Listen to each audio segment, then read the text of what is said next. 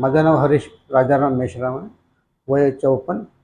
मला 4 तारखेला असं अनइझी वाटत होतं, चेस्ट पेन वाटत होता आणि सिव्हिअर पेन होता चेस्टमध्ये.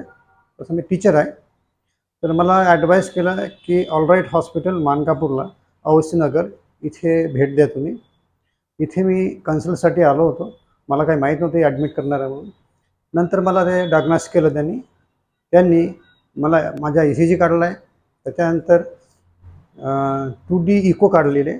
त्या 2D इकोमध्ये थोडासा चेंजेस दिसला मला आणि त्याच्यानंतर त्यांनी एंजिओग्राफी केली. एंजिओग्राफीमध्ये त्यांना असं वाटलं आहे किंवा काहीतरी डॅमेज आहे, काहीतरी आर्टरीजमध्ये प्रॉब्लेम आहे. त्यांनी मला सजेस्ट केलं आहे, त्यांनी प्रिस्क्राईब केलं आहे की अँजिओप्लास्टी करायचं आणि मी तयार झालो अँजिओप्लास्टीमध्ये. मला असा कोणताही त्रास झाला नाही अँजिओप्लास्टी करताना किंवा अँजिओग्राफी करताना.